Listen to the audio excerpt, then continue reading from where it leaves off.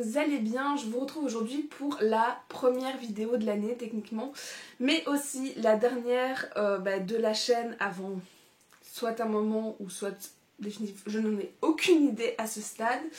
J'avais déjà prévenu en fait dans d'autres vidéos précédemment que là ce mois-ci j'accouche de mon premier enfant. Je ne sais pas du tout quel rythme je vais avoir par la suite, donc je ne sais pas du tout si je pourrais continuer à me consacrer voilà, autant d'heures par semaine ou quoi à ces vidéos, à ces montages surtout et ce genre de choses. Mais en tout cas je m'accorde dans tous les cas une pause voilà, à venir en tout cas pour les premières semaines, les premiers mois ou quoi. Mais avant de clôturer cette partie, voilà, je voulais vraiment faire du coup ce bilan de mon top 10, vous l'avez vu, de mes lectures 2024. Certains font des tops et des flops. Moi je vous avoue que je suis pas très fan en soi de juste refaire des flops. Je vois pas trop l'intérêt de juste ressasser les moins bonnes lectures. Voilà, après libre à chacun de faire ce qu'il veut. Mais du coup ici vous avez retrouvé, vous l'avez vu, mon top 10 de 2024. Vous le voyez déjà avant moi au niveau du temps. Je sais de l'année passée que c'est une vidéo qui va être très très longue parce que je donne mon avis sur 10 livres. J'essaie voilà, de réexpliquer un maximum ce que j'ai aimé dedans. Il y a des gens qui ne regardent que cette vidéo sur la chaîne, voilà, sur l'année ou ce genre de choses. Et donc forcément j'essaie voilà, de donner un maximum d'infos de pourquoi il faudrait que vous les lisiez aussi de votre côté. Je vais partir du 10e jusqu'au 1er. J'ai eu pas mal de difficultés à un peu à classifier. Alors le top c'est très clair dans ma tête, mais alors certains on pourrait peut-être switcher une ou deux fois. Mais bon voilà, globalement vous avez une idée aussi comme ça de mon appréciation. Et trêve de blabla. Faites juste pause à ce moment-ci pour aller vous chercher un petit truc à boire, un cappuccino, un café, un chocolat chaud, un thé, que sais-je, parce qu'on est là pour un petit moment. Pareil, un truc à grignoter si vous voulez. On est là, on est chill, on fait le petit bilan des pépites. On commence tout d'abord avec la 10e position. C'est un livre, donc pour vous donner une idée, je lui ai mis une note de 16 sur 20, c'est toujours complètement subjectif, hein, sur Livre Addict. Des 16 sur 20, honnêtement, il y en a un paquet sur le nombre de livres que je lis sur l'année. En général, ça tourne à, on va dire, 65-75. Et donc, il y en a quand même beaucoup. Bon, on est quand même jamais qu'au 10e. Et je peux pas avoir que d'excellentes lectures non plus. Mais je tenais absolument à le mettre dans ce top parce que, voilà, un des genres que je préfère en général en littérature, c'est la science-fiction et plus précisément les dystopies. Et ça faisait très longtemps en fait que c'était pas revenu vraiment à la mode, qu'il n'y en avait pas de bonnes, etc. qui étaient sorties. Et donc en 10e position, on retrouve le tome 1. J'aurais pu mettre un autre tome, mais autant pour parler du premier. d'Absolu, donc de Margot Dessen. Le résumé nous disait « Amis depuis l'enfance, Prime et Johanna ont un avenir prometteur au sein de la nation des Rites, construite sur les ruines d'une Pologne ravagée. Leur vie bascule le jour où ils sont choisis pour être renvoyés dans la zone où rôde la chose. Les mobilisés n'ont qu'une mission, vaincre la plus dangereuse créature jamais créée par l'homme ou mourir en essayant. 19 générations ont franchi la porte de la zone, personne n'en est jamais ressorti. Pour Prime et Johanna, c'est un grand honneur, un sentiment que ne partage pas Édouard, persuadé que ses talents de linguiste ne lui seront pas utiles de l'autre côté du mur. Leur arrivée tumultueuse dans la zone lui donne raison. Entre guerre de territoire et phénomènes de plus en plus étranges, la zone est un lieu de non-droit. À l'intérieur de ces murs, le monstre n'est peut-être pas celui qu'on croit. Voilà. Je vous présente le tome 1, mais il y a le tome 3 qui est sorti ici assez récemment. Je pense que c'était en novembre, si je ne dis pas de bêtises.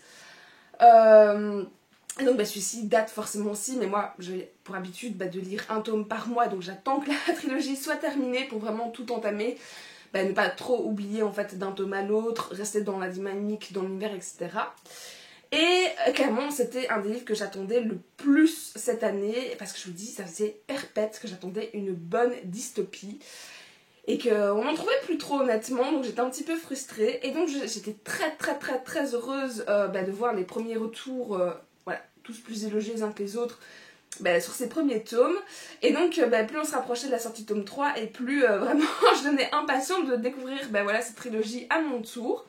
Alors ça n'a pas été le coup de cœur que j'aurais cru, je vous l'ai dit, j'ai mis du coup ici 16 sur 20, donc franchement rien à reprocher, mais juste voilà, pas beaucoup plus d'attachement que ça à certains personnages, j'ai pas pleuré, j'ai pas vibré de tout mon corps, de tout mon cœur plutôt, par rapport à ces tomes. Mais franchement ça reste des récits de très bonne qualité. Il y avait voilà, tous les codes forcément de la dystopie que je souhaitais retrouver, que j'ai retrouvé.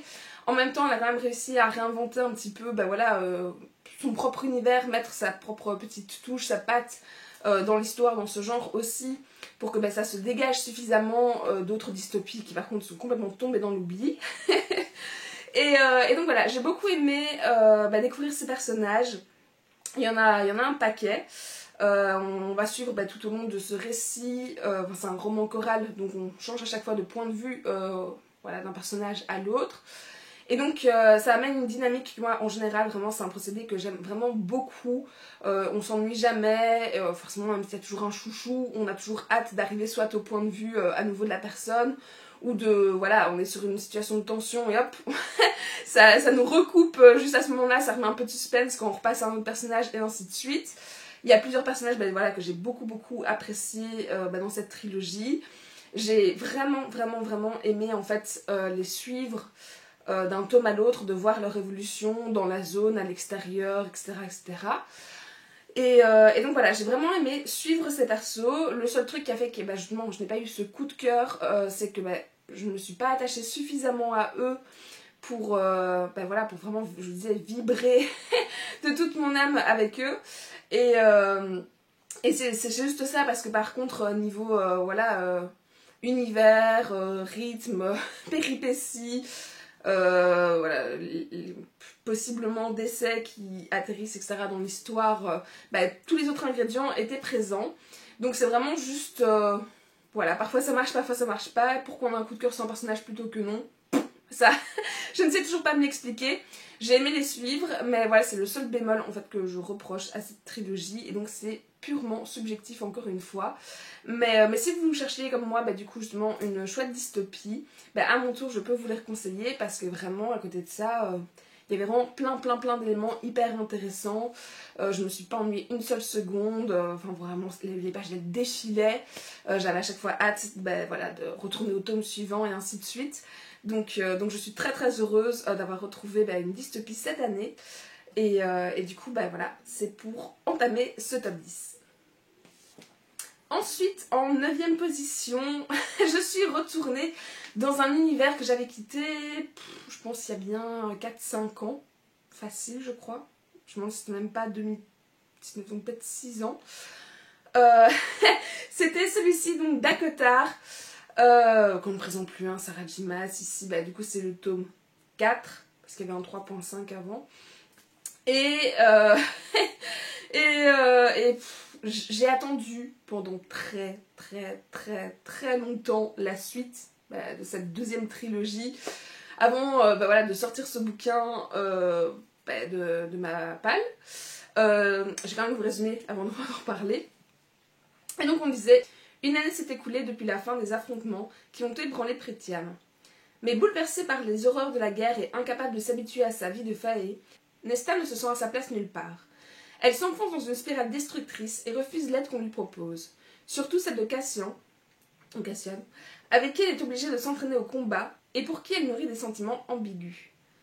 Pourtant, quand la menace d'un nouveau conflit obscurcit l'horizon, Nesta doit accepter d'affronter ses propres démons.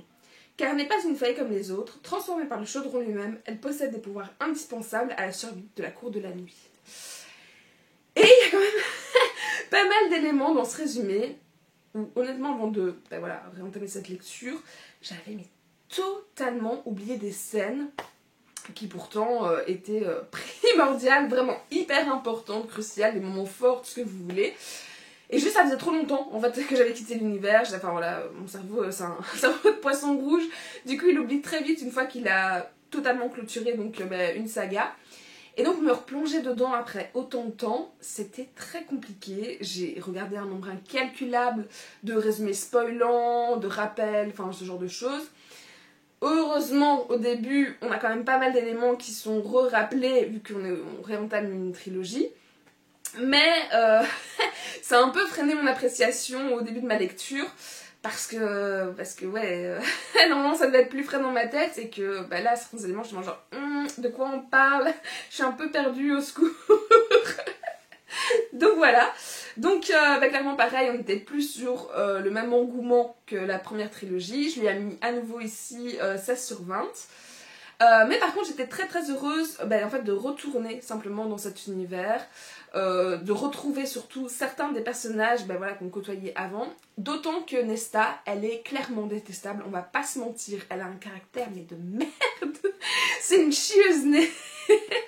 Mais je sais pas, moi je l'ai toujours bien aimée. Alors elle a un comportement très humain, mais parfois très injuste aussi. Ce qui rend le tout très crédible en post-traumatique ou genre de choses de reconstruction. Mais voilà, vraiment parfois elle est vraiment agaçante.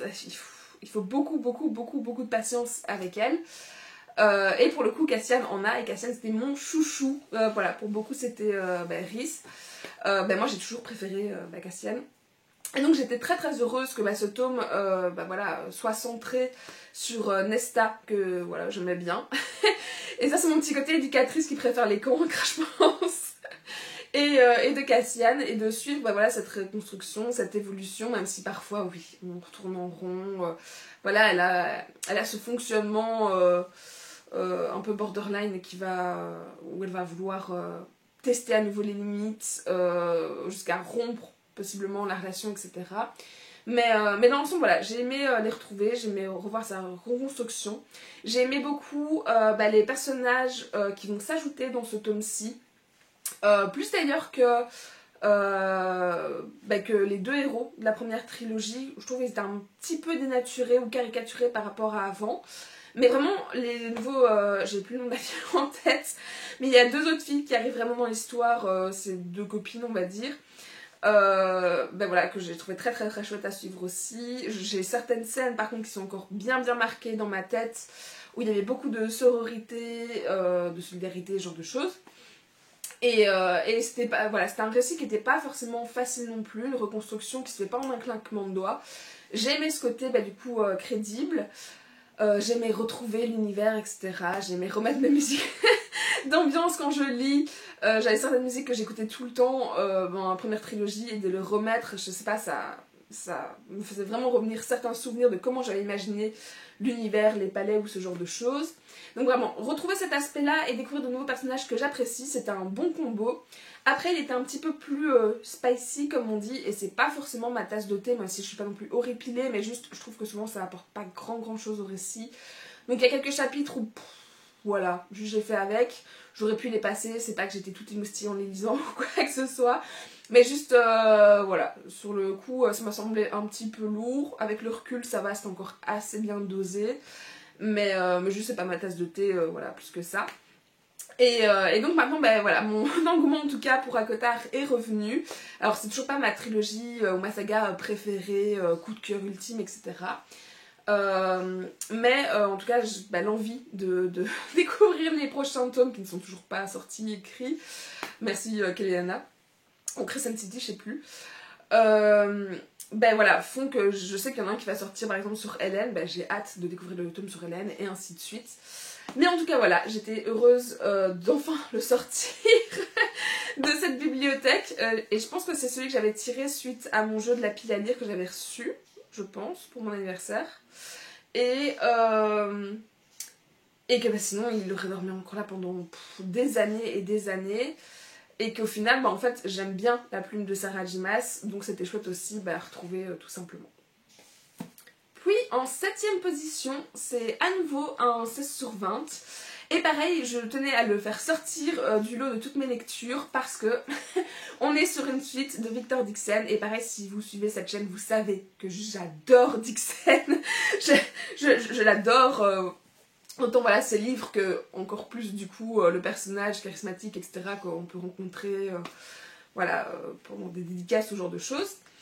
Et du coup ici on est au tome 2 de la deuxième trilogie.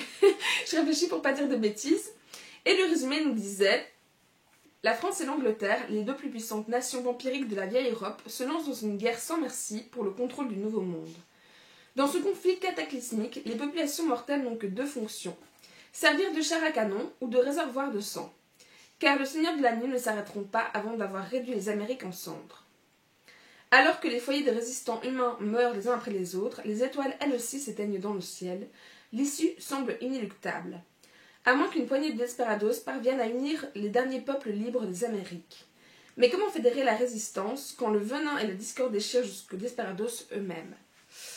Alors, autant j'avais eu un gros coup de cœur pour la première trilogie, autant j'apprécie donc celle-ci, d'où le 16 sur 20.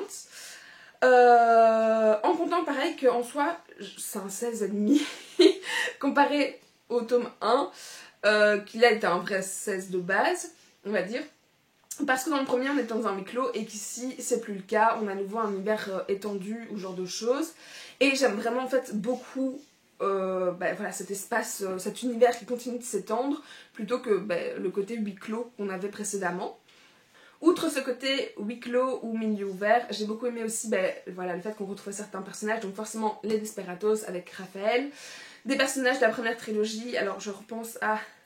c'est Naoko, j'ai un doute sur son nom maintenant, enfin bref, et surtout le chouchou des chouchous qui est ici en couverture, c'est Lord de Sterling, et lui par contre c'est clairement un personnage que j'adore, et donc le retrouver ici c'était juste le bonheur. Voilà, donc j'ai aimé bien sûr leur péripéties, le fait qu'ils se divisent un moment en plusieurs clans pour justement partir dans des quêtes un peu différentes en se tenant plus ou moins au courant, en étant similaires. Pareil, il y a une double, pas temporalité, mais un côté à nouveau roman choral qu'on va suivre ici.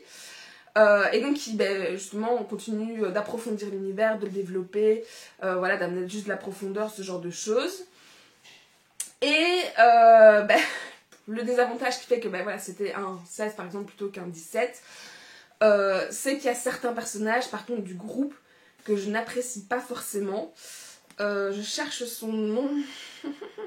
Désiré. Désiré par exemple, voilà, je n'aime toujours pas, mais j'aime toujours autant Annabelle, à contrario. Pareil, du coup c'était Naoko, je l'aime, Waya je l'aime moins. Donc là pour le coup, suivant quel personnage on suit, mon intérêt était un petit peu comme ça. Et c'est juste pour ça en fait au final que j'aime moins cette deuxième trilogie que la première. J'aime moins l'univers un petit peu Amérique western ou ce genre de choses, plutôt que le Paris-Versailles ou quoi qu'on avait précédemment. Donc voilà, c'est juste pareil, à nouveau une question, les goûts, les couleurs, mes intérêts ou quoi. Mais dans l'ensemble, voilà, ça reste un Victor Dixon, juste il se passe plein de trucs, il y a quand même pareil des situations remplies de tensions, les pages elles défilent, ce genre de choses. Donc pareil, j'ai hâte pour 2025 de terminer cette trilogie avec donc le tome 3 qui, je pense, devrait sortir vers juin, si je dis pas de bêtises, à nouveau. Ou peut-être l'automne, je sais plus, j'ai un doute. Bref. Et du coup voilà, donc juste voilà, j'aime découvrir les livres de Dixon, j'aime Vampiria et j'ai hâte du coup à chaque fois qu'ils sortent, dès qu'ils sortent je le lis, c'est un des rares livres, justement je vous disais j'adore d'habitude les trilogies entières, chez Dixon j'aime tellement que juste dès qu'ils sortent je m'arrange pour terminer ma lecture vraiment pour dès qu'il arrive, hop c'est bon je peux ouvrir la nouvelle et c'est ce que je ferai encore à mon avis pour le 3e tome. Et voilà, et comme d'habitude, je ne peux que vous recommander les livres de Victor Dixon et les Vampiria pour le coup. Ensuite, en 6e position, ouais c'est ça, on retrouve un livre que je n'ai plus en main parce qu'en fait je l'ai prêté, alors je pense à ma soeur mais il faudra que je vérifie. Et donc je vous remets la couverture juste ici, c'est Les coquillages ne s'ouvrent qu'en été et pareil j'ai pris un petit copion pour vous relire le résumé. Qui disait, comme chaque année, Lena et Phoebe passent les vacances d'été sur la côte basque. Lena ne rêve que de surf et de faire la fête sur la plage, tandis que Phoebe peine à reprendre son souffle après une première année de fac compliquée. Les deux sœurs ne se parlent presque plus et leur famille est au bord de l'implosion. Mais cet été, il y a Inaya, cette fille qui bouleverse toutes les certitudes de Lena. Il y a aussi Isaac, le premier amour de Phoebe, à qui elle a brisé le cœur l'été dernier. Il y a surtout ces choses entre les deux sœurs qui ne se sont jamais dites. Alors, on sortait clairement de mes habitudes, de ma zone de confort ou quoi, avec ce genre de lecture plus contemporaine, feel good, on va dire, etc. Livre d'été qu'on lit à la plage, je mets toujours des guillemets pour dire tout ça. Parce que du coup en 2023 j'avais un coup de cœur pour Une belle vie de Virginie Grimaldi et je cherchais un livre un peu similaire, voilà, avec une histoire de sororité, des thèmes par contre qui étaient quand même plus forts, plus tristes, plus poussés, etc. Et ça faisait un moment que je voulais découvrir en fait la plume de Clara Hérault, mais les résumés jusque là ne me tentaient pas beaucoup plus que ça.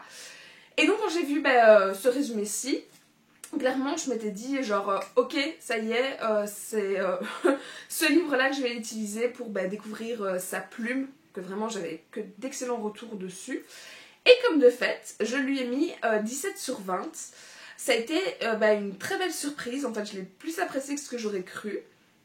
Et ce que j'ai vraiment aimé en fait dans cette histoire, oui c'est effectivement une plume qui était très humaine, un peu à la côté, en comparaison de Virginie Grimaldi, où juste voilà, Clara Hérault en fait, elle a le don pour écrire juste,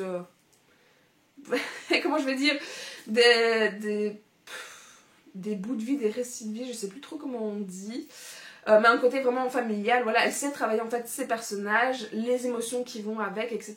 Et c'est vraiment ce que je cherchais. C'est des personnages du coup très crédibles, très humains, pareil qui vont faire plein d'erreurs, plein de fautes, mais c'est hyper cohérent, hyper logique dans leur fonctionnement, etc.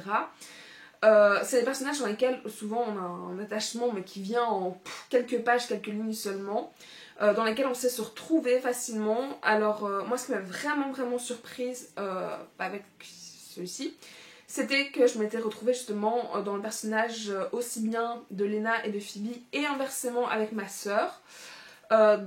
Et surtout, parce qu'on a une Léna qui est quand même beaucoup plus explosive, parfois injuste, un peu incomprise, etc.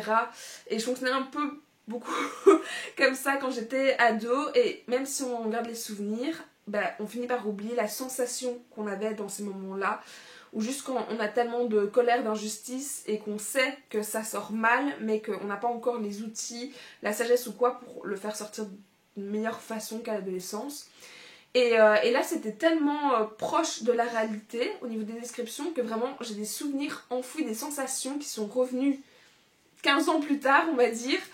Voilà, où vraiment je me reconnaissais, je reconnaissais ce fonctionnement, je reconnaissais ce côté de je voudrais en fait que ça sorte pas comme ça, mais vraiment je n'arrive pas, je n'ai pas la force, la capacité à faire autrement, et quitte à ce que voilà, ça blesse la famille aux alentours ou ce genre de choses. Et donc il y a une différence entre s'en souvenir, avoir des retours et juste le revivre, si je peux dire. Alors je me suis pas remise en colère ou quoi, mais ces sensations en tout cas ont été à nouveau émoustillées, touchées, ce que vous voulez. Et en même temps, avec les 15 années suivantes, où je suis quand même devenue plus adulte, je me retrouvais aussi après dans le personnage de sa sœur de Phoebe. Et où là, elle collait quand même plus pareil au fonctionnement genre de ma sœur, où elle est plus en retrait de ce qui se passe à la maison, à un peu subir ça, ce côté oppressant, ou ce genre de choses. Voilà, donc où elle essaie un peu de se protéger par rapport à toutes ces crises entre sa sœur et sa mère, ou ce genre de choses. Et donc voilà, c'était hyper intéressant pareil de pouvoir retrouver le fonctionnement plus de ma sœur à ce moment-là dans celui de la sœur de Léna. Et il y a vraiment eu un côté miroir, parallèle ou quoi. Et c'est vraiment le fait que ces émotions sont sorties, ces souvenirs sont sortis au fur et à mesure du récit, de ma lecture.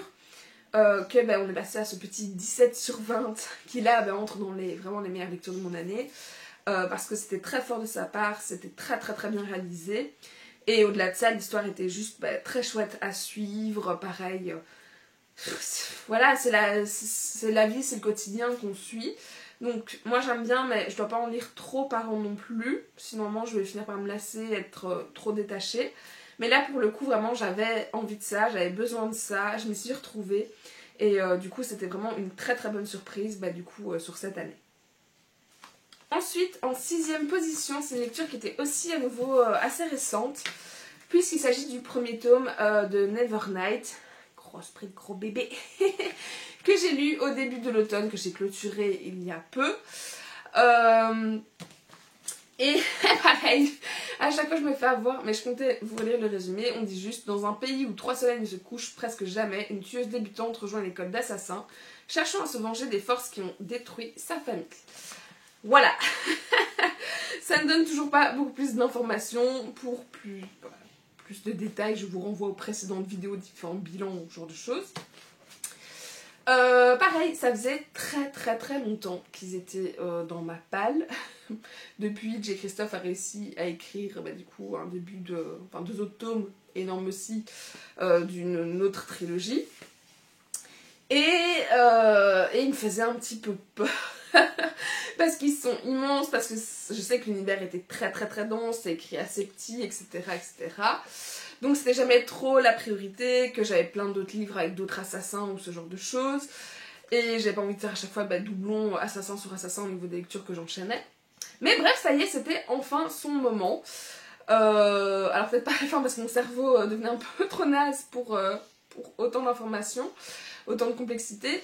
Mais en tout cas, c'était maintenant ou jamais, on va dire. Et donc pour ce tome 1, clairement, c'est celui que j'ai préféré en fait de cette trilogie. J'ai aimé découvrir le personnage donc, principal de Mia, qui est la définition du personnage badass, comme on dit. Où juste, voilà, elle est courageuse, en tout cas, elle s'endurcit de tome en tome. Ça cogite quand même pas mal, c'est pas juste des gros muscles et rien dans la tête derrière, etc. aussi. Dans ce tome-ci, on découvre les raisons familiales qui font que elle va avoir ce besoin de vengeance sur toute la trilogie. Où clairement, on dit dès le début, en gros, on bute sa famille devant elle de façon magique. Donc voilà, elle a une dynamique dans ce premier tome vraiment de haine profonde, c'est son moteur, on va dire, enfin son huile de moteur, et c'est son leitmotiv. Elle va du coup voilà, découvrir ce monde des assassins, sa formation, elle va voilà, découvrir ses professeurs par rapport à ça, découvrir tout le complexe, se couper du reste du monde, faire ses connaissances, ses relations, etc. Ils ont tous aussi pareil plus ou moins des pouvoirs, et donc on découvre ces pouvoirs là à côté vu qu'on est dans la fantasy. Et à côté de ça, j'aimais beaucoup aussi l'aspect de ses pouvoirs elle, alors qu'on apprend vraiment au compte-gouttes. On a le fin mot de l'histoire au 3e tome, mais sur voilà, le principe des ombres qui est son pouvoir à elle. Et donc voilà, j'ai vraiment aimé découvrir en fait tous ces aspects là, tout le début de ces découvertes qui étaient condensées dans ce premier tome, où j'ai un milliard de questions, voilà, j'ai mon intérêt dans tous les sens. J'étais là, pourquoi, dis-moi. Et donc voilà, ça donnait vraiment pareil un intérêt à l'histoire, peu importe s'il y avait 1000 pages quasiment. Voilà, il y avait pareil, c'est un peu de la dark. C'est pas le pire que j'ai lu, mais on est dans une fantasy déjà plus sombre, plus dure, plus trash. La plume de J. Christophe est trash, et dure, et très incisive, etc. Ça match hyper bien avec. Pareil, hein, on aime ou on n'aime pas. Moi j'aime beaucoup. Mais c'est pas le livre que je vais conseiller à tout le monde derrière non plus, donc soyez prévenus. Mais voilà, tous ces éléments-là étaient que des éléments positifs. Alors, le petit reproche, c'était voilà, justement peut-être quelques longueurs. Voilà, pareil, mon petit cerveau, on aurait peut-être pu remettre plus de fois certaines informations. J'aurais pas été contre, même si je me rends compte que c'est que pour mes besoins à moi. Mais voilà, du coup, ça justifie pareil un 17 parce que c'est un récit qui est vraiment très qualitatif derrière. J'en ai pas tant que ça, des livres... parce que celui-là, il est plus, je pense, young adulte vraiment que adulte.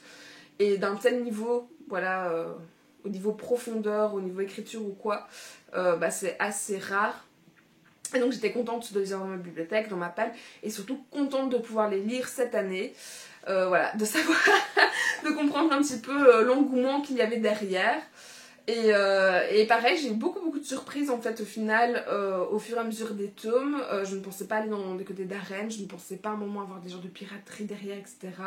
Je ne voyais pas du tout comment on aurait pu lier tout ça au début de ma lecture, et finalement tout matchait hyper bien. Donc voilà, donc franchement la plume de J. Christophe c'était très chouette à découvrir. J'ai vraiment hâte de découvrir ici L'Empire du Vampire qui... J'ai oublié. J'ai oublié, j'ai vu l'info il n'y a pas si longtemps que ça, pourtant de quand sortait le tome 3. Je ne sais plus. Je ne sais plus. Je pense fin automne 2025, mais j'ai un doute à nouveau. Allez vérifier. Donc voilà, et là pour le coup j'attendrai vraiment pareil d'être prête, d'avoir un cerveau un peu comme, je sais pas si vous avez vu la série Dark sur Netflix, qui est juste pareil pépite, mais c'est tellement complexe que ça demande beaucoup de concentration, et donc je crois qu'il faut vraiment les sortir au bon moment, et de ce que j'ai entendu, ceux-là sont encore un niveau dessus par rapport à Nevernight. Donc voilà, je ferai vraiment gaffe de quand est-ce que je les sortirai pour les savourer au maximum, parce que c'est possible qu'en dehors, si je l'avais eu dans meilleures conditions, bah, je l'aurais peut-être mis un 18, où il y aurait eu un coup de cœur ou ce genre de choses. Pour le coup, voilà, c'est comme ça. Mais en tout cas, je suis vraiment ravie d'avoir ce côté de fantasy un peu sombre, bien travaillé, qualitatif, tout ça. Et plein de péripéties. De pareil, parfois d'essais, etc. entre deux. D'avoir des fins qui ne sont pas forcément tout le temps à l'eau de rose, ce genre de choses. Ça change d'habitude. Moi, ça me fait du bien, on va dire. Mais j'étais très heureuse en tout cas de lire cette année. On arrive ensuite dans le top 5 et je suis assez étonnée du 5e que je vais mettre ici. Hop, c'est celui-ci. Donc le chuchoteur de Donato Carisi, dont le résumé nous dit 5 petites filles ont disparu, 5 petites fosses ont été creusées dans la clairière. Au fond de chacune, un petit bras, le gauche. Depuis le début de l'enquête, le criminologue Goran Gavila et son équipe ont l'impression d'être manipulés. Chaque découverte macabre les oriente vers un assassin différent. Lorsqu'ils découvrent un 6e bras, appartenant à une victime inconnue, ils appellent en renfort Mila Vasquez, experte en affaires d'enlèvement. Dans le huis clos d'un appartement, Gavila et ses agents vont échauffer une théorie à laquelle nul ne veut croire. Un époustouflant thriller littéraire inspiré de faits réels. Pareil, c'est un livre que j'ai lu il y a vraiment pas longtemps, c'est-à-dire en fin novembre. Et donc vous avez dû voir passer il n'y a pas si longtemps que ça sur la chaîne. C'est comme ça, on ne décide pas de quel livre, quel cœur arrive à quel mois, etc. Mais pour le coup c'était une très bonne lecture. Pareil, je lui ai mis donc 17 sur 20. Et ça faisait des années, je pense bien 10 ans qu'il était dans ma wishlist. Et...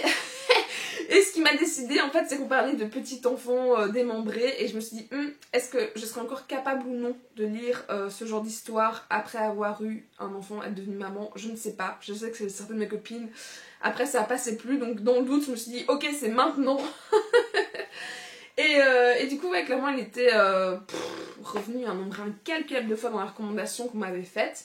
Quand je demandais un bon thriller, parce que ça faisait très longtemps que j'avais pas réussi pareil à en trouver un vraiment de qualité, où j'avais pas réussi à deviner la fin, où vraiment ça m'avait trituré les méninges, où je me creusais la tête dans tous les sens pour comprendre, pour trouver, etc. Et en vrai, j'aime beaucoup lire des thrillers, juste,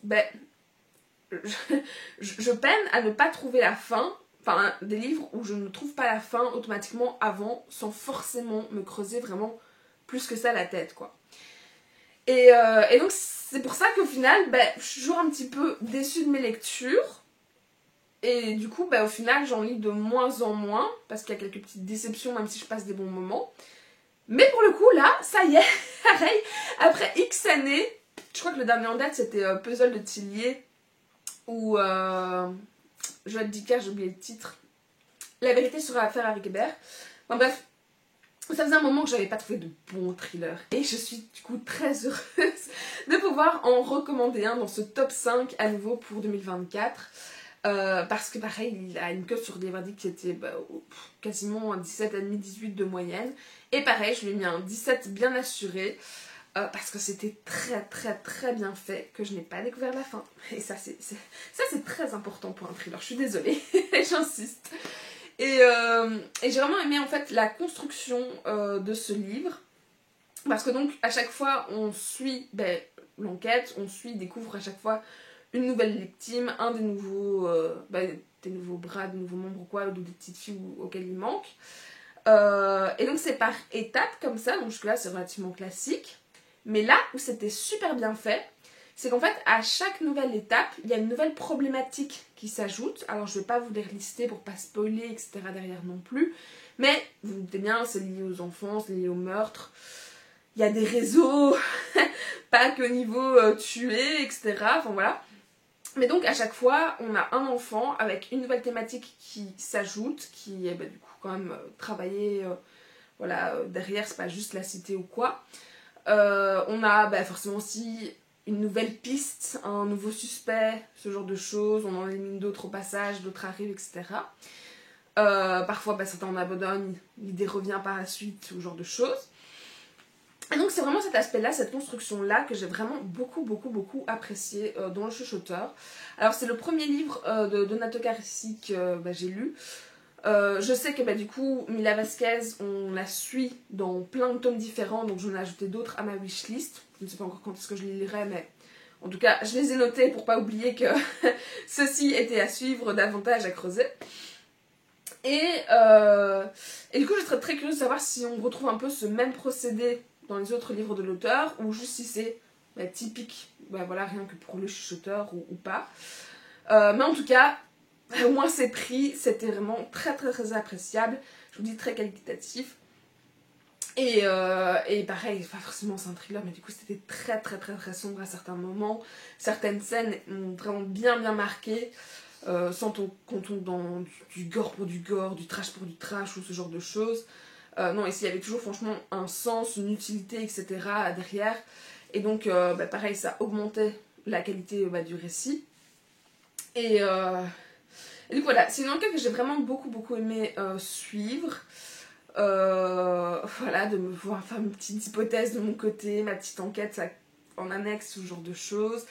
Donc voilà, pour un thriller, je ne sais pas quoi dire d'autre, parce que elle ne peut pas spoiler, et que les éléments vraiment intéressants le feraient indirectement. Mais en tout cas, si vous êtes à la recherche d'un bon thriller et que comme moi, vous ne l'avez toujours pas lu, malgré les magnifiques retours qu'il y avait dessus, à mon tour, je vous le conseille aujourd'hui parce qu'il mérite amplement sa place dans ce top 5.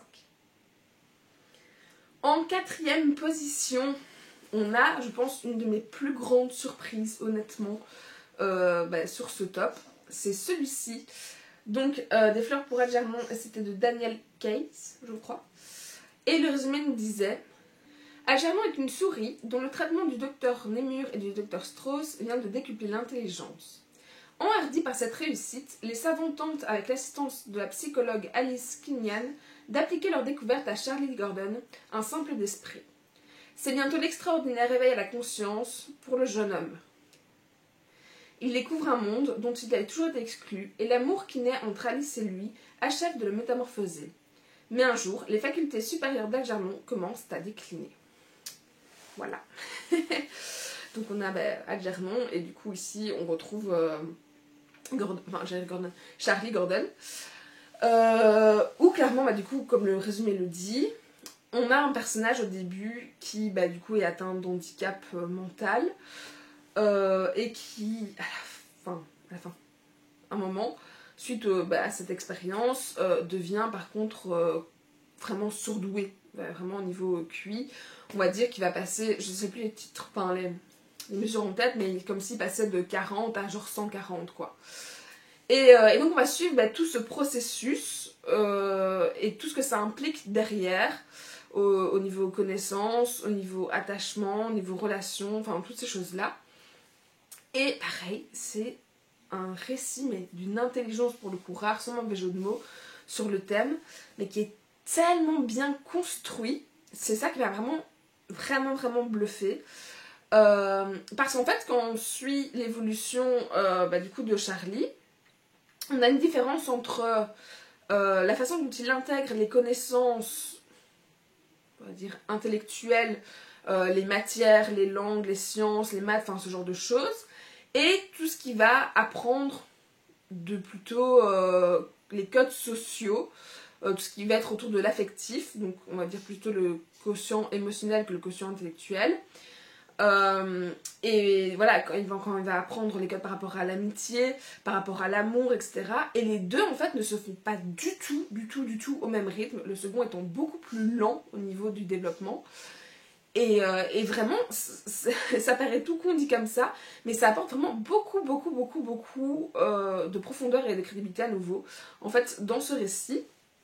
Et ça mène voilà, à des gros conflits qui va lui vivre juste dans sa tête entre les deux, où il n'arrive pas à dépatouiller un côté et l'autre, etc. Il comprend pas pourquoi il est aussi évolué sur l'un et pourquoi il a autant de lacunes sur l'autre, où il pense être au même niveau mais du coup il se trompe encore et donc ça crée pareil d'autres répercussions, d'autres conséquences. Et alors sur le côté vraiment la connaissance, il y a bien un moment où ils m'ont perdu parce que je suis plus littéraire sans surprise que scientifique. Mais voilà, après ça reste, voilà, le récit reste abordable aussi, hein, mais à contrario, il y a toute une partie aussi où on se rend compte de comment il est traité en fait par les autres quand il est encore handicapé.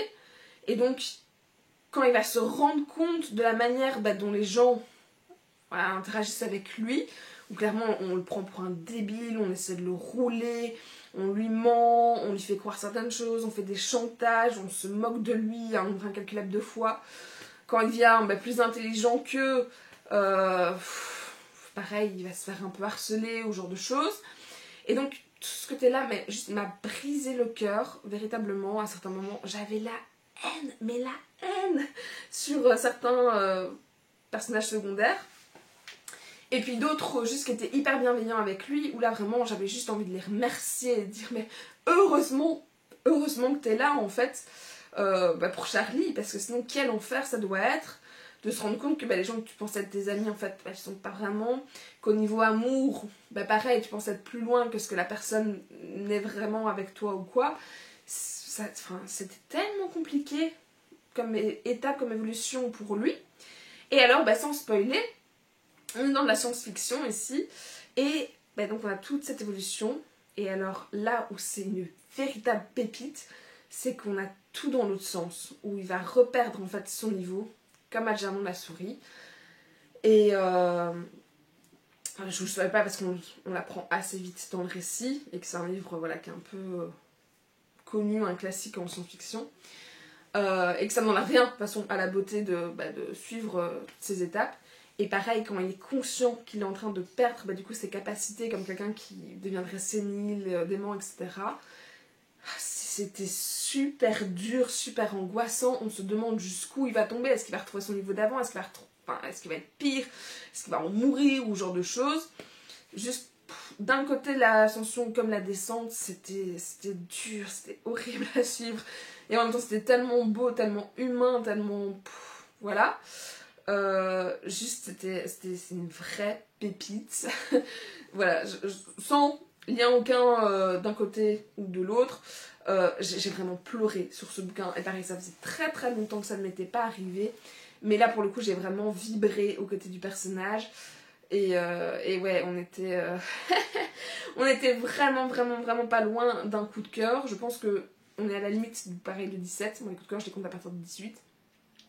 Je pense que la limite c'est juste le fait qu'effectivement quand on est un peu au sommet de cette vague toujours, mon attachement en fait pour Charlie pareil c'est un petit peu ouais c'était plus distant, plus dilué ou quoi, parce qu'en fait il est trop intelligent pour moi et du coup certaines conversations ou quoi je me suis un petit peu ennuyée, je me suis désintéressée en tout cas, et du coup ça coupe un petit peu au moment cette dynamique, ce récit, même si c'est complètement logique, mais voilà, je pense que c'est juste ça qui a freiné et qui a été à la limite du coup de cœur, parce que sinon vraiment j'ai pleuré d'émotion, en tristesse, en bonheur ou quoi, et donc je vous le recommande très très chaudement parce que je suis complètement tombée par hasard dessus, enfin c'est ma meilleure amie qui m'en avait parlé, et sinon je l'aurais pas vu passer dans le booktube ou booksta actuel, et pourtant Dieu seul sait que pour le coup c'est une vraie pépite.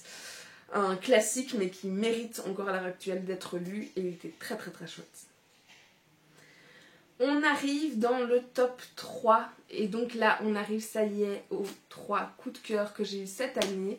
Alors je dis 3 mais parce que celui que j'ai en main il y a quand même 6 tomes pour la partie ici, et du coup il y en a quand même plus, mais je vais pas vous présenter les 6 tomes sur juste 10 livres, et moi ça n'a pas d'intérêt. Donc je triche et je vous montre le tome 1. C'est l'Assassin Royal de Robin Hobb, dont le résumé nous disait: au royaume des Six-Duchés, le prince Chevalerie de la famille régnant des Loin-Voyants renonce à devenir roi servant le jour où il apprend l'existence de Fitz, son fils illégitime. Le bâtard grandit à Castelfer sous l'autorité de Burick, le maître d'écurie. Mais le roi subtil impose que Fitz reçoive une éducation princière. L'enfant découvrira bientôt que le dessein du monarque est tout autre, faire de lui un assassin au service du pouvoir. Et tandis que les attaques des pirates rouges mettent la contrée en péril, Fitz va constater à chaque instant que sa vie ne tient qu'à un fil, celui de sa lame. Il y a encore tous les petits post-it. C'était la première fois que je faisais ce système de post-it avec une référence de couleur, suivant les relations, des moments forts, des moments clés, enfin ce genre de choses. Parce que l'Assassin Royal, quand on se lance dedans, c'est une énorme saga. Ce qui fait que je ne l'avais pas encore entamé. À chaque fois, je repoussais les achats, les lectures, etc. en me disant oui, mais si je fais ça, je suis partie pour genre 30 tomes. Et finalement, c'est le premier livre que j'ai lu pour mes 30 ans, en me disant ça y est, je suis adulte. Il était temps. Et je voulais lire du coup de la fantasy vraiment adulte. Et je me suis dit, ok, je commence par toi, clairement. Parce qu'en fait, l'Assassin Royal, ça va du tome 1 au 6. Puis après, il y a une autre saga parallèle c'est les Aventuriers de la Mer qui s'intègrent. Et là, c'est 9 ou 11 tomes. J'ai un doute. Je crois que c'est 9, mais je suis plus sûre. Qui s'intègrent du coup juste après. Et puis on reprend le deuxième cycle ici de l'Assassin Royal de genre pareil 7 à 13 je pense. Et puis après il y a encore peut-être une trilogie ou 6 livres entre Fitz et le personnage du fou. Et puis après il y en a encore je pense une trilogie à ce moment-là sur les anciens qu'on évoque du coup pareil dès le premier tome. Quand on fait tout ça réuni, ouais on doit arriver à 30-40 tomes quoi. Et clairement, pareil, c'est un récit de fantasy un peu médiéval adulte, c'est très très dense, voilà, ça se lit pas d'une traite si, mais c'est pas un page turner quoi, il faut pareil de la concentration ou quoi derrière dessus, donc on va pas s'enfiler tous les tomes, les 40 tomes d'un coup. Donc quand on commence, on est parti pour généralement longtemps. Moi mon plan c'est de faire partie par partie, une partie chaque année, genre là j'ai fait de 1 à 6, la suivante je vais faire sur les Aventuriers de la Mer, mais pour 2025. En 2026, je vais reprendre du coup le deuxième cycle de l'Assassin Royal. Et ainsi de suite, ainsi de suite. Donc je pense que globalement, j'en aurai pour 5 ans. Voilà, c'est annoncé. C'est mes lectures d'adultes. Et donc voilà, donc je me suis lancée du coup dedans, dans ce premier tome. En étant à la fois hyper curieuse, hyper excitée quoi. Et en même temps en ayant beaucoup d'appréhension. Parce que je me lance dans un truc tellement vaste, tellement grand, qui était réputé plus, donc j'avais peur d'être déçue, d'avoir trop d'attentes, etc. Et bon, je lui ai mis 18 sur 20. Et c'est pas le seul tome des 6 où j'ai mis un 18, alors ça a oscillé entre 18 ou 17. Et du coup, clairement, je partage ce coup de cœur aussi, vous l'aurez compris. La question c'est pourquoi j'ai mis un coup de cœur dessus. Effectivement parce que la plume de Robin Hobb, pareil, j'ai l'impression que c'est le mot que j'aurais dit le plus de fois du coup dans cette vidéo, mais on est dans un top 10. C'est la qualité de la plume qu'il y a derrière, la précision des mots. J'ai aimé le team building comme on dit, tout l'univers, à quel point c'était construit, à quel point c'était bien pensé. Et en même temps tout était fluide, on répétait beaucoup de fois certaines informations, certains lieux, ou genre de choses.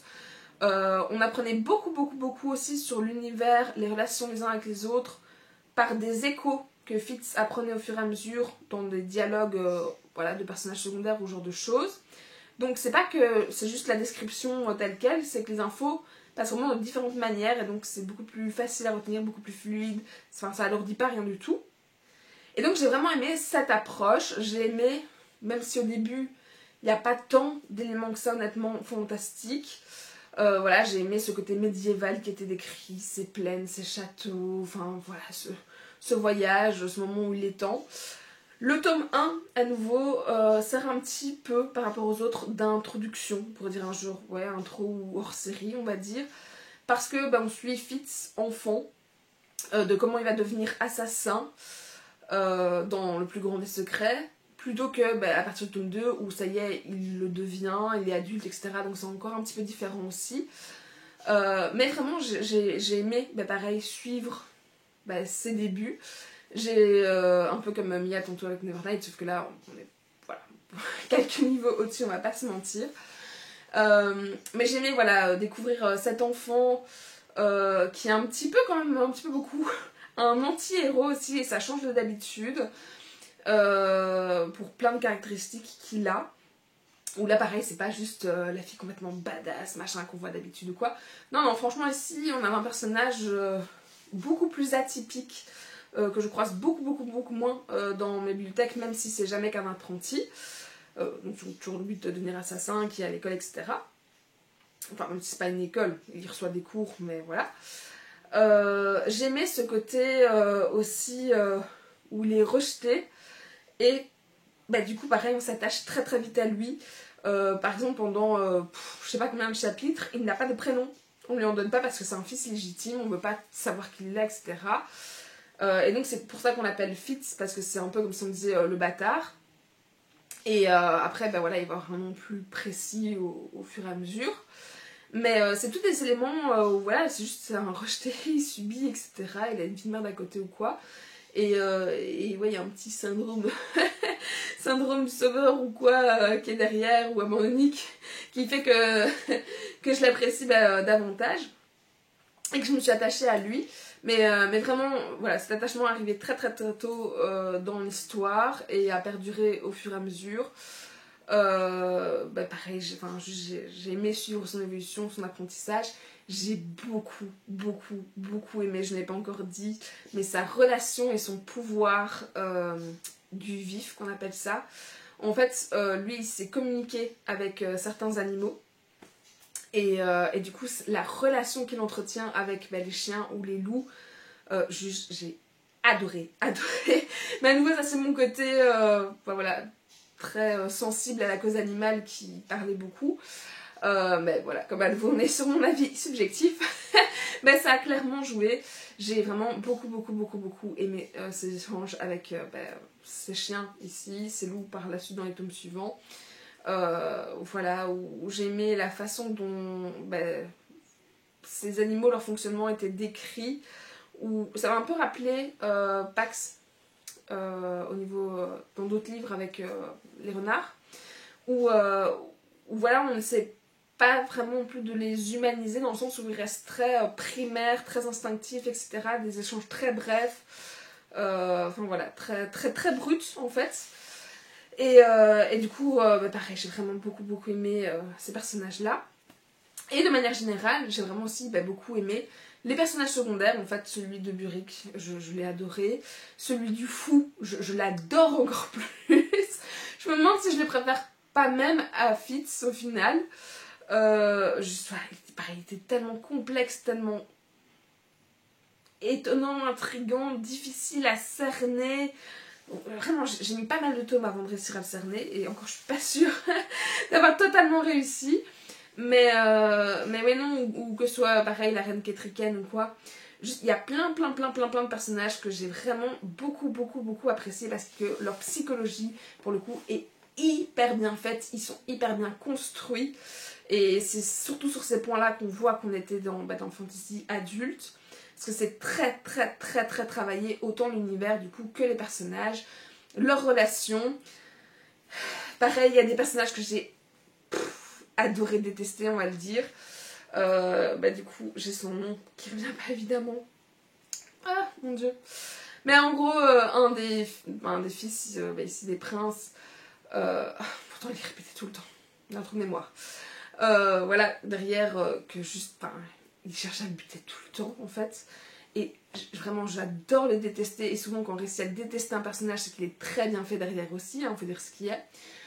Donc voilà, que ce soit dans l'univers, que ce soit dans les paysages, dans les interactions, dans les relations, dans tout ça, dans les pouvoirs pareils de fantasy qui se développent doucement mais sûrement pour le coup, parce que c'est quand même des récits qui sont assez lents, pas tant contemplatifs mais lents. Et en même temps, il y a toujours un moment où il y a une grosse péripétie qui tombe dessus. Voilà. Parfois, elle arrive vers le milieu pour un tome, parfois, elle arrive sur la dernière page. Mais par tome, à chaque fois, il y a un moment... Voilà. Ceux-là, je suis pas prête de les oublier. Voilà, franchement, j'ai tout aimé. J'ai tout aimé dans ces livres. Et pour le coup, j'ai vraiment pu m'attacher, donc je vous disais, au personnage. C'est ce qui fait qu'on bascule donc vers les coups de cœur. Je suis mais ravie de chez ravie de m'être lancée dedans. Je suis ravie d'avoir pu découvrir sa plume, cet univers ou quoi à mon tour. Et ravie de chez ravie de me dire qu'il y a autant de tomes qui m'attendent encore, autant d'heures de lecture ou d'écoute au choix, parce que c'est mon dieu aussi. Voilà, que je sais que je vais vraiment aimer, vraiment très très très très très très, très fort. Et c'est pour ce genre de livre en fait que, voilà, juste en tant que lecteur, on essaie de lire un maximum, c'est pour avoir des coups de cœur comme ça, un moment où juste on vibre, quoi. C'est le coup de cœur par excellence. Et donc j'étais très heureuse d'avoir ce coup de cœur cette année. Ensuite, place au deuxième livre, sinon je vais vous en parler pendant 1000 ans, je crois. Qui, du coup, en parlant de coup de cœur, ici je lui ai mis 19 sur 20. Et techniquement je triche parce qu'en fait c'est une relecture d'un coup de cœur. Alors parfois il y a des relectures qu'on n'aime plus autant. Moi c'était le cas par exemple avec Divergente, que j'apprécie toujours autant, mais c'est plus, je vis pour plus de la même façon. Par contre, celui-ci, je l'ai lu pour le mois de février, pour mon voyage en Laponie, le voyage de noces. Et j'ai profité carrément de l'occasion pour relire la véritable histoire de Noël de Marco Leino, dont le résumé dit « Au cœur de la Laponie, le jeune orphelin Nicolas est recueilli par les habitants de son village. Mais ils sont tous trop pauvres pour pouvoir l'adopter. Le conseil des anciens prend alors une décision inédite. Chaque année, le garçon sera pris en charge par une famille différente et il en changera le jour de Noël. Avec une étincelle d'espoir, Nicolas décide de se consacrer à sa passion, fabriquer des jouets. Le garçon va ainsi raviver l'émerveillement dans cette région glacée et il pourrait bien être à l'origine d'une des plus belles légendes. Découvrez le grand classique de la littérature finlandaise, qui malheureusement n'est plus édité. Donc si vous le voulez, on le trouve encore assez facilement en e-book, mais il faut avoir de quoi lire un e-book. Ou alors, moi il m'a fallu plusieurs années pour le trouver en fait en occasion, et puis je l'ai retrouvé une deuxième fois, et là je l'ai offert à quelqu'un de mon entourage, dès que je l'ai vu, je l'ai pris. Je lui avais déjà mis un 19 sur 20 la première fois, je lui remets un 19 sur 20 cette fois-ci. Et clairement, je vous dis, je l'ai pris pour le lire pendant mon voyage dans Laponie, surtout pendant le moment d'avion. Et j'en ai profité pour le faire dédicacer par le vrai Père Noël de la Laponie finlandaise, Rovaniemi. Et juste, je suis tellement attachée maintenant à ce bouquin. C'est vraiment un des objets que je préfère dans toute ma maison, dans ma vie, ce que vous voulez. Je l'aime vraiment d'amour. et voilà, pour ce qui est de l'histoire, du coup, je ne vais pas en reparler pendant 1000 ans. Parce que j'en ai déjà parlé plusieurs fois. Voilà, dans des bilans, mais aussi dans des chroniques, dans des recommandations spéciales justement sur les Noël ou ce genre de choses. Donc ça risque de revenir un peu redondant, que je pense que vous l'avez vu à tous les coups passés pour l'école Winter, c'est un incontournable. Mais grossièrement, voilà, on suit la légende du Père Noël. Et c'est, outre une histoire très tendre, voilà, bonbon, doudou, ce que vous voulez, c'est aussi une histoire dramatique qu'il y a derrière, très triste, etc. Pleine de magnifiques, mais vraiment magnifiques valeurs de partage, de générosité, d'amour, de simplicité, etc., etc.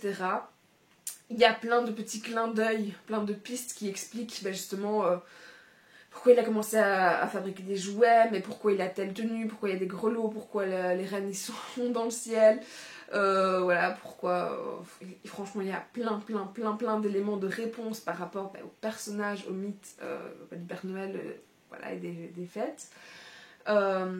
Mais vraiment, je pense que ce livre m'a apporté, plus que tout ce côté de magie, de valeur, ou quoi, c'est vraiment la différence entre savoir que c'est plus important d'offrir que de recevoir, les cadeaux notamment, mais au quotidien aussi.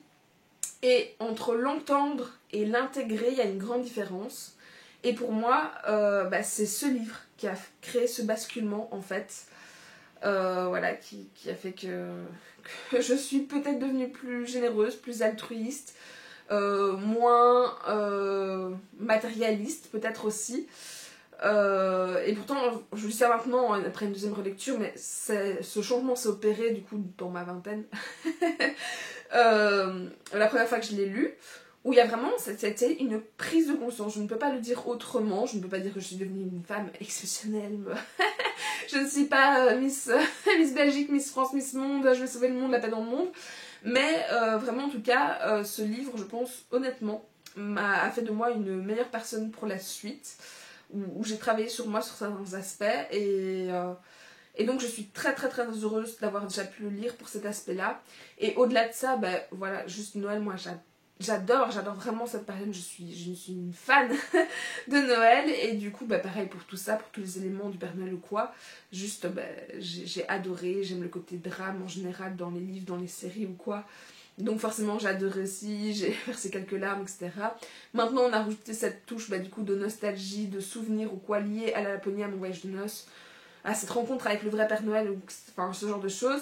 Et donc tout ça condensé fait que on est toujours un 19 sur 20 et que juste voilà, c'est un vrai coup de cœur. Voilà, j'aime ce livre d'amour, je n'ai rien d'autre à dire là-dessus et je ne peux que vous conseiller parce que vraiment c'est très très très très beau. Alors, on arrive au top 1 et au moment où je tourne cette vidéo, je n'ai pas le chrono devant moi, mais je suis sûre d'avance qu'on a dépassé l'heure, vu que l'année passée j'étais à... je crois que j'avais dépassé 1h30 pour la vidéo, donc ici je pense qu'il y en a certains j'étais un peu plus rapide, mais grosso modo il va être temps d'arriver à ce tome 1. Et en même temps c'est le plus compliqué, parce que c'est un coup de cœur, je lui ai mis, attention les gars, 20 sur 20, ce n'était plus arrivé je crois depuis Harry Potter. Voilà, c'est pour vous dire. Même le livre d'avant, je ne l'avais pas remis 20. C'est le 20 sur 20, je ne sais pas expliquer, c'est le livre sans défaut. Où à chaque fois je me dis, il y a un truc, juste même un micro détail qui aurait pu. Je suis très très très très très très exigeante. En général, ça arrive tellement souvent que je dise à mon entourage genre ah oui non moi je lui ai mis 16, allez 16,5 et qu'on me dit quoi non ça valait bien un 18-19 et je suis genre ouais mais donc voilà, je suis vraiment très exigeante en général, très perfectionniste, etc. Ce qui n'est pas forcément une qualité hein. Mais donc je ne pensais vraiment pas enfin vraiment plus remettre plus de 10 ans, 15 ans plus tard un 20 sur 20 en cotation sur Livre Addict. Et pourtant, c'est arrivé. Alors, je triche parce que là, je vous montre. Je montre la partie 3.1. Et en vrai, lui, je lui ai mis 19. Et la partie ici, 3.2, c'est lui qui a eu le vrai 20.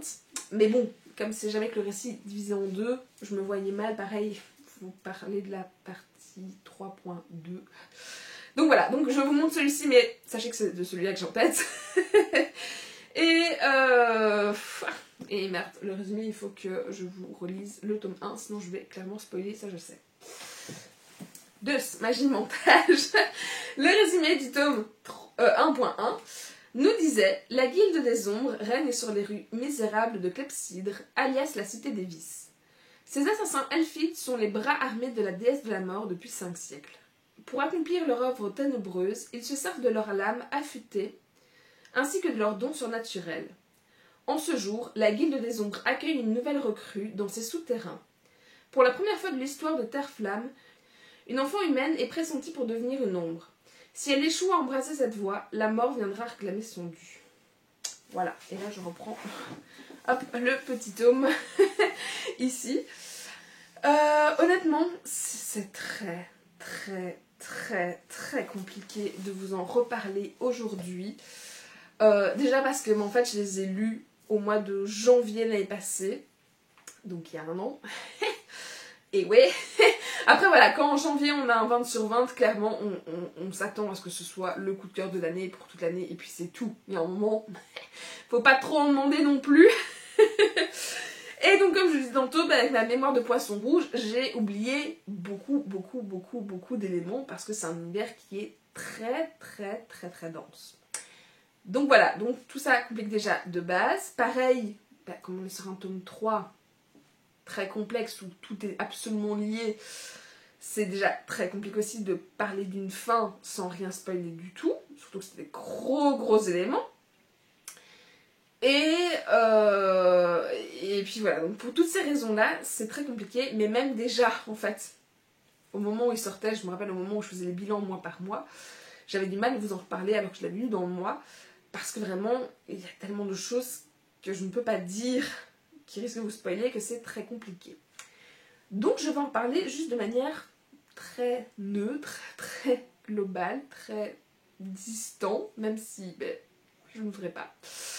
Voilà, pour juste pas vous spoiler et que juste ça brise tout. Et si vous voulez tout simplement plus de détails sur cette saga, je vous renvoie par contre à ma vidéo du bilan pareil top 10 de 2023 où clairement je reparlais justement du début des tomes beaucoup plus en détail. Je pense que j'en parle pendant genre 25-30 minutes rien que de ce tome là, je crois. Ça ne m'étonnerait pas en tout cas. Et donc juste je voulais rappeler les éléments qui font que je vous les recommande toujours aujourd'hui. Là j'ai deux copines par exemple, Margot de Livre par les yeux et Natacha de The Library of Chat, qui sont en train de les découvrir parce qu'ils sont sortis depuis en poche. Au fur et à mesure, je crois que là ils sont au tome 4 je pense, donc le 2.2 en poche. Ils sont voilà, celui-ci et le tout dernier ne sont pas encore sortis mais arrivent sous peu, genre au printemps ou max été ou un truc comme ça. Et pareil, elles sont à fond dessus. Voilà, elles ont déjà des coups de cœur à partir de ce moment-là. Elle lui a déjà mis un 10, enfin je sais que Chat lui a déjà mis un 19 sur 20, alors que elle n'est pas prête pour la suite, elle est pas prête, je vous le dis. Parce que vraiment cette saga va crescendo, un truc de fou. Et vraiment, autant le premier je me suis dit genre ok, genre bonne lecture, pareil Anatrice, vraiment sa plume, c'est un bijou, mais une merveille. Mais en fait, ça s'améliore de tome en tome et du coup tu te fais what comment Et du coup voilà, mais je remets d'abord pareil tout en contexte. Il faut quand même faire attention parce qu'on parle ici d'une dark fantasy et pour le coup on est vraiment dans le côté dark. Donc si vous n'aimez pas, juste ne lisez pas. C'est pas le livre qu'on offre à tout le monde comme ça. Voilà, il faut vraiment aimer et être à l'aise avec ce genre. C'est vraiment art, c'est vraiment trash. Il y a sûrement des trigger warnings qui doivent être mis au début, moi je les lis jamais. Mais il y a certains sujets qui sont vraiment durs et on n'est pas du tout épargné. Donc clairement faites attention à ça quand vous vous lancez dedans. Je tiens vraiment à le redire, autant vraiment je les adore, j'admire le truc. Autant vraiment c'est pas fait pour tout le monde quoi. Il faut vraiment en être conscient. Ceci étant dit, ce que j'ai vraiment aimé du coup dans cet univers, premièrement c'est à nouveau le rebuilding. Voilà, l'univers qui est créé est juste hyper bien pensé. Elle a mis, je pense de mémoire, 20 ans, je pense que c'était ça, pour écrire du coup ces 6 tomes. Et ça se ressent en fait, enfin, sans faire de comparaison vraiment folle, mais c'est comme lire un Harry Potter ou lire un Seigneur des Anneaux. Je veux dire, on le sait quand c'est comme ça que ça a pris du temps. On sait que l'auteur ne va pas, logiquement, en fait, écrire que des livres de ce niveau-là. C'est impossible pour un auteur de réussir à des prouesses pareilles. Déjà, c'est suffisamment exceptionnel pour être souligné déjà une fois, pour exister une fois, que pour recommencer le truc derrière. Donc vraiment, l'univers est vraiment génialissime, voilà, dans tous les sens, dans les décors, dans le visuel, dans les scènes, dans les machins, tout est tellement bien pensé, rien à redire. Et alors, au-delà de ça, et à nouveau je reviens avec le même argument, mais parce que c'est toujours ça qui fait qu'on est sur un coup de cœur, un vrai coup de cœur, c'est les personnages. Les personnages, juste, ils sont incroyables. Donc ici, on suit effectivement Panama. On suit depuis le tome 1, en garçon, on a Kamar, et par la suite, on a aussi Belladine. On a la fille de Panama sur la fin aussi, Aube. Enfin, on a voilà, certains personnages qui on suit depuis longtemps, c'est toujours plus ou moins le même groupe, certains repartent, certains reviennent, etc. Mais sur les gros personnages centraux, c'est eux. Et mon Dieu, leur psychologie, je ne sais pas vous le dire autrement, est juste tellement bien travaillée. Tellement bien travaillée. Cette phrase, c'est vraiment 90% de toute l'appréciation. C'est... je n'ai pas les mots. c'est ça qui est toujours embêtant avec... ben voilà, avec les coups de cœur, c'est que je peux vous sortir 20 synonymes de génialissime, d'incroyable, de pépites, de bijoux et tout ça. Voilà les mots qu'on entend tout le temps. Mais je ne pourrais pas vous dire à quel point, vraiment, ils sont remarquables, en fait. Et donc, le meilleur moment que je puisse avoir, c'est tester, du coup. Découvrez par vous-même, faites-vous votre propre avis. Parce que pour l'instant, tous les avis sont complètement unanimes. Voilà, juste, ils ont tous des 18 passés de moyenne. Pareil, c'est des niveaux, normalement, Harry Potter ou quoi. Derrière, oui, on peut ne pas aimer du coup la Dark Fantasy, mais sinon pour le reste, je n'ai vu personne dire que c'était mauvais, qu'ils n'ont pas aimé pour d'autres raisons ou quoi. Et vraiment, ce n'est que coup de cœur sur coup de cœur de la part des gens, quoi. Tous les retours que j'ai vus, c'est soit, oui, j'aime pas la Dark Fantasy, ok, ça y a pas de souci, soit vraiment, juste coup de cœur, en fait, il n'y a pas d'entre-deux. Et pour le dernier tome, c'est vraiment ça, c'est un coup de cœur pour tout le monde, parce que forcément, ceux qui n'aimaient pas entre-temps ont arrêté. Et ça va vraiment toujours donc crescendo, etc. On passe par des situations qui nous mettent dans tous nos états. J'étais parfois en rage, j'étais énervée chez moi, au boulot ou quoi, parce que j'avais fermé mon livre et je vais faire tel truc à côté en obligation, et je sentais cette rage, cette colère bouillir en moi. J'ai pleuré sur certaines pages, j'ai angoissé, pas des crises d'angoisse, mais j'étais oppressée, etc. J'étais soulagée parfois, j'ai pleuré de soulagement, etc. Enfin, là pour le coup, je suis passée par toutes les émotions, je pense, possibles. Dans les derniers tomes, moi j'avais un boyfriend qui est relativement partagé par tout le monde, qui est Belladine. Ça a joué aussi, parce que voilà, il est au-dessus de tous les autres personnages. De toute ma bibliothèque confondue, je pense que c'est devenu mon personnage favori. Je vous dis tout confondu. Juste, si vous cherchez un livre de qualité à l'heure actuelle, alors c'est l'actrice, elle est française, donc je ne pense pas qu'un jour ça deviendra une série ou un film ou quoi, on n'est pas sur un truc américain. Si c'était américain, mais genre le monde entier les aurait déjà lus. Je suis prête à le parier, ça ma main à couper, ce que vous voulez. Mais voilà, en France, on réussit moins bien de ce côté-là. Enfin, je dis on, alors que je suis en Belgique, mais c'est l'idée, pour le côté francophone, on va dire. Mais vraiment, voilà, je vous dis, tous les retours sont unanimes dessus, que à chaque fois on dit c'est un des meilleurs récits que j'ai lus. Voilà, toute fantaisie, adulte confondue, etc. Je pense que quand tout le monde est d'accord sur ce point, et c'est pas n'importe quelle remarque, n'importe quel compliment, je pense qu'à un moment, c'est que ça vaut le coup de les acheter, de découvrir soi-même, etc. Et du coup, voilà, je pourrais en parler à nouveau, je pense, pendant 35 minutes. Mais on va éviter. Et cette vidéo, à mon avis, est déjà beaucoup trop longue. Je ne sais pas si vous l'aurez regardé en une fois ou si vous aurez recoupé et regardé par la suite ou quoi. Mais juste voilà. Juste, clairement, coup de cœur ultime, 20 sur 20. Je n'ai rien à lui reprocher. J'ai détesté, pareil, certains personnages à un point. Je vous dis, une haine, rien que ça, pareil, ça prouvait à quel point c'était bien fait. J'ai aimé d'autres, pareil, de façon complètement démesurée pour le coup. Et juste voilà, des récits comme ça, en fait, j'en profite parce que j'en reparlerai plus normalement vraiment trop après. Mais c'est tellement rare dans la littérature en général d'avoir ce niveau-là, cette qualité, je vous dis, comme des Harry Potter, comme des Seigneur des Anneaux ou quoi. Ça arrive tellement peu souvent qu'à un moment, quand ça existe, il faut le dire, il faut en reparler, il faut le recommander, etc. Et clairement, la Guilde des Ombres, pour moi, elle se classe vraiment à ce niveau-là. Et pourtant, Dieu seul sait que je déteste qu'on dit genre ah, je compare à Harry Potter, ah, je compare à Game of Thrones, et nanana. Mais là, c'est voilà, c'est pour vous donner une idée globale de à quel point c'est rare d'avoir un récit qui est là, quoi, qui est vraiment là. Et du coup, voilà, je n'ai rien d'autre derrière à redire.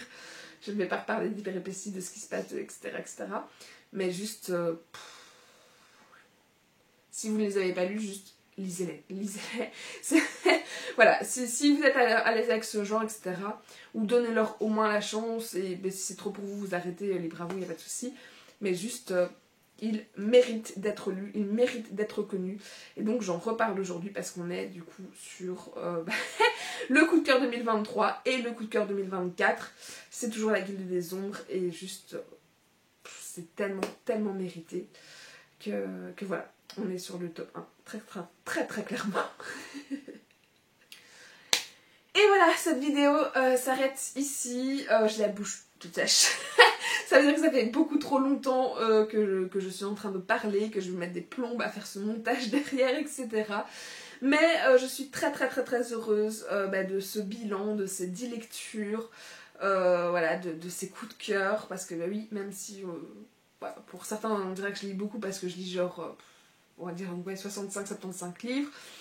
Pour d'autres, sur Booksta ou quoi, je suis une petite joueuse parce qu'ils en lisent 250-300 par an. C'est jamais mon cas, même en temps de Covid, je l'ai pas fait. Mais voilà, d'avoir au moins 3 coups de cœur, 5 livres vraiment très bons sur une année ou quoi, en ratio, franchement, je suis déjà bien contente. Et du coup, j'étais très contente de pouvoir en reparler aujourd'hui, de voilà, faire ce condensé, que si avec une vidéo que vous voulez regarder sur ma chaîne par an, moi j'estime que c'est celle-ci, parce que clairement c'est le plus intéressant de tout le tas, au niveau contenu, au niveau ouais, de vidéos, mais surtout de livres. Et voilà, j'avais envie de clôturer, donc avant donc la suite que vous ne voyez pas ici en dessous, voilà, de terminer cette parenthèse. En tout cas de Booktube que j'ai lancé il y a ouais, plus d'un an et demi je pense maintenant. Et voilà, j'ai envie de clôturer ça de façon propre. Et je pense que c'était vraiment l'occasion de tourner cette vidéo pour faire ça. Je vous souhaite bien évidemment d'excellentes lectures pour l'année 2025. J'espère que cette vidéo vous aura plu, que vous serez intéressés par l'un ou l'autre de ces titres forcément. N'hésitez pas à me dire aussi les coups de cœur que vous avez eu de votre côté, ceux que vous avez partagé de cette vidéo ou autres. Et moi je vous fais plein de bisous, je ne sais pas donc si je vous revois par la suite ou pas, mais en tout cas je vous souhaite le meilleur en tant que lecteur et le meilleur pour votre année bien évidemment. Salut.